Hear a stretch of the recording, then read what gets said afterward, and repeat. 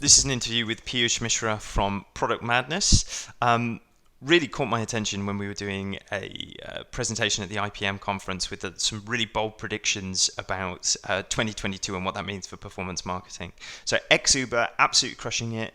Product Madness as well. Some incredible things to talk about in terms of UA strategy and how we can approach things with all the signal loss going on right now and learn from that to adapt in 2022.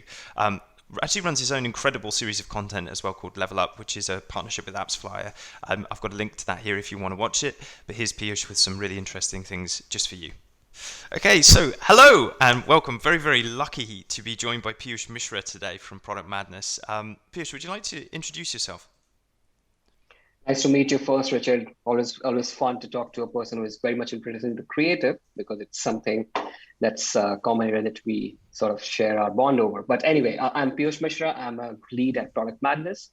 I've had experience across the industry for the past 6+ years, I'll say, almost 7 years now, which makes me a little bit old, but it's it is what it is. And yeah, I've been sort of leading the whole IS 14.5 in a project internally for the past 1 year, and it's been hell, and I'm very confused even Mm. now, but Someone, welcome to the real world.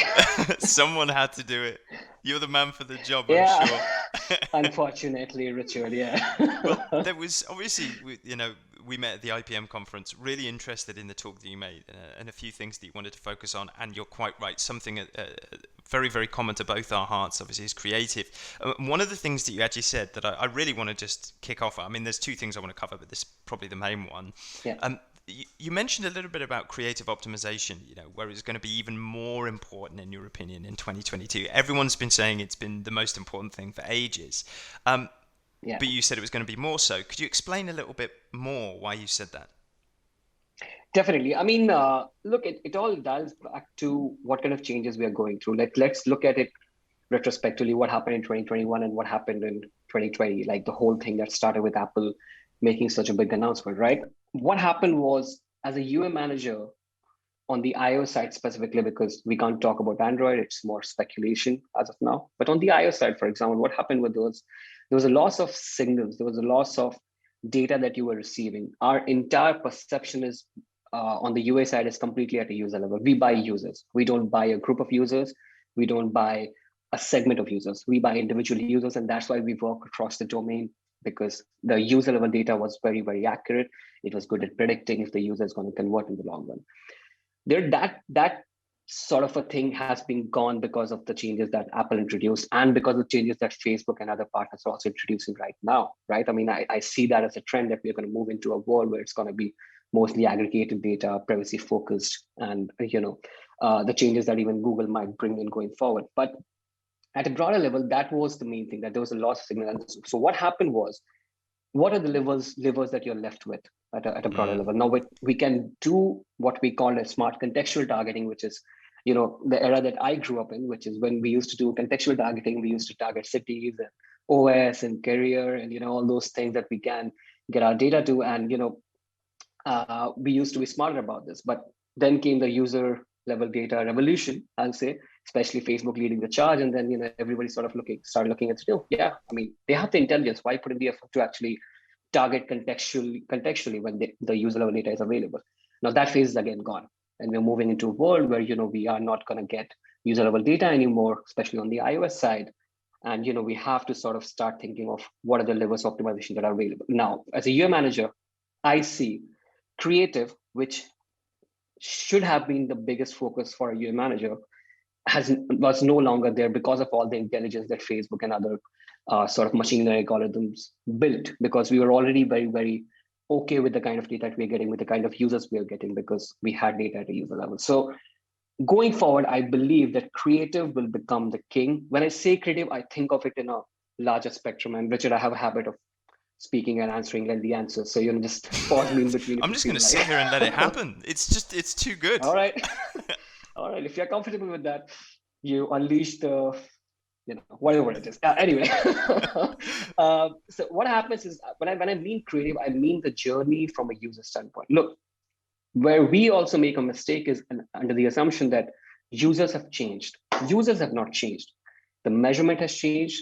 The way we track the campaign level, the user level data, that has changed, but the user response to an ad will still be there. Yes, it's not going to be as personalized as before, but you can still be smarter about it in terms of contextual targeting. So if the user behavior has remained the same, think of it in this way. If you're targeting, let's say in a social casino space, you know that some user also play other casino apps, and you know that those audiences could potentially be a user for you, right? So you target that particular inventory, right? That's the targeting aspect. The next aspect comes as in the form of creative, which is where you say that what kind of creative actually speaks to the mindset of the users who are actually playing another social casino app. So you become smarter about what kind of creative you're actually running to those users who are actually already playing another game similar to your game, right? And the third aspect is to the landing page, like to the landing page in the form of Play Store or in the form of landing page, whatever you're comfortable using, what kind of additional information you're providing to the user. Because from a user journey, these are three things. Am I being served an ad that makes sense to me? Am I being served the right creative so that I can get more information about it? Am I being taken to the right landing page? Because, for example, if your creative is saying something else and your landing page is saying something completely different, the app store, the data or whatever, then that whole user journey is broken in between, right? So when I say creative, I talk about the whole user journey from targeting to the landing page, and from a user standpoint, if the user is going to convert. And that's what I mean, that going forward, this journey would become very important, and UA managers would sort of add that intelligence with it. And I also believe there could be potential evolution of creative, a new creative format. I could be wrong. I'll hate to be wrong, but I could be wrong. So there could be different formats that are sort of coming in, and like for example, playables could become big. Like playables actually reflect that part of your game that the users are going to play, right? It's literally a part of your game. Mm. So I believe from a gaming standpoint, that could also become big. But this is what I meant at a broader level, and I realized I wasted 5 minutes of your life. Not 1 second of that was wasted. I refuse to hear it. Honestly, All right. the way you talk about this, I find super interesting, right? And there's a lot of things that you mentioned there that I kind of want to pull on, but I also want to be specific. Let's see if we can at least summarize what you're talking about. Okay, you're saying in response to the complete lack of control and the signal loss, right? Refocus and double down on the stuff that you can control, and then really focus on like avoiding essentially cognitive dissonance, right? Making sure that that whole user flow is very, very enjoyable and still speaks to them at every Tightly opportunity. controlled. Yeah. Okay. Yeah. So let's leave for 1 second. Let's leave the potential argument about the role of marketing versus the role of product aside, and talk about when people are looking at things like before that were super important to them, ROAS day 7 and beyond, to ROAS day 200 or whatever that you could be looking at to a certain degree. Well, what about people who really rely on those signals that have now been lost, those much, much lower funnel metrics? What kind of things are they able to do at this point? This is where, this is why I keep on saying that creative is going to be big, because and I'm keeping this argument to iOS for now, because we don't know how Android is going to shape up. On iOS specifically, lower funnel metrics are sort of a thing of past if people have already switched to scan, I'm assuming, right? Now, in theory, obviously you can have conversion data up to 63 days, but in reality, in a practical sense, people are going to have it till 24 or 48 hours, right? So now I think the world we're going to move in for actually giving advertisers who are actually relying on lower funnel metric, I think that would be on the basis of prediction. What kind of data you can collect in the first 24 hours, being smarter about your conversion value, collecting those data points, and then predicting that in the long run, this user can potentially provide you D7 ROS of $7, $10, whatever that 7%, 10%, whatever that number is.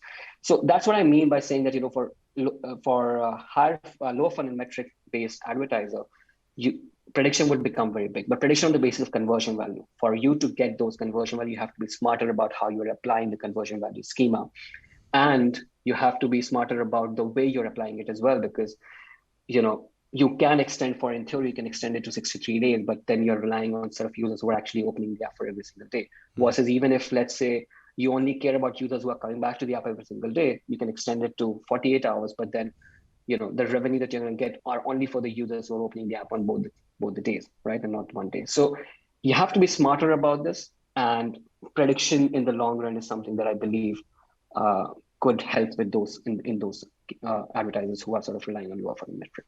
Great, excellent.